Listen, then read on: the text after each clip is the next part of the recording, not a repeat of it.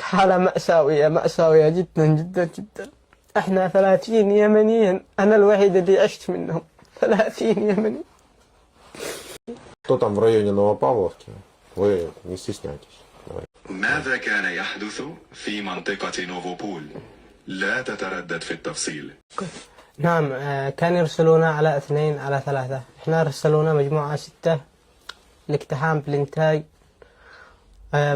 فقد ارشدونا إلى منطقة نتوجه إليها حتى إشعار آخر هناك، وكان يرسلونا على 2 على 3. يعني إحنا ال6 اللي وصلنا، أنا الوحيدة اللي بقيت عايش منهم، وال20 الباقين للأسف الله يرحمهم، الله يصبر أهلهم. لحد الآن أهلهم مش عارفينهم. الحمد لله على كل حال. Сестер هل لديك 7 أخوات؟ и мама. يس.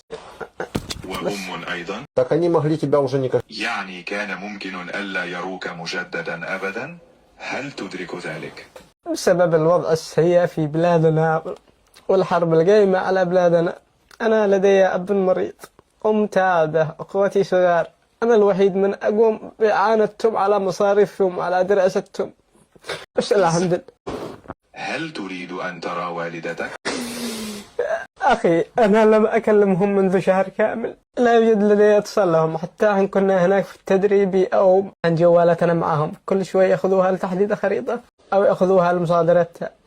كان بعض الأوقات فقط يعطونا الجوال للمشي على الخريطة، للتدريب على الخريطة، ثم يعطونها. لا يوجد إنترنت. لقد قطعوا لنا شرائح بطايق مصرفية وأخذوها منا. أريد أن أشوف والدي، أريد أن أكلمهم ليعلموا أني حي على قيد الحياة. وأريد أقدم نصيحة عامة عبر القنوات العامة بشكل عام لأخواني اليمنيين وأخواني العربيين الذي غرر بهم إلى الجيش الروسي.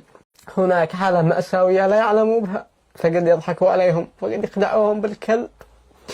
هناك حالة مأساوية مأساوية جدا جدا جدا. احنا 30 يمنيين، أنا الوحيد اللي عشت منهم. 30 يمني. Я хочу дать единственный выживший. Как звали других йеменцев, которые погибли? ما هي أسماء اليمنيين الآخرين الذين قتلوا؟ واحد اسمه يوسف الحطامي من محافظة المحويت، الثاني رائد السفياني، الثالث وديع التعزي، الرابع محمد التعزي، الخامس كثير علي الحجوري، معك رايد بن سميدة، رياض ولد سميدة، محمد خالد ولد سميدة.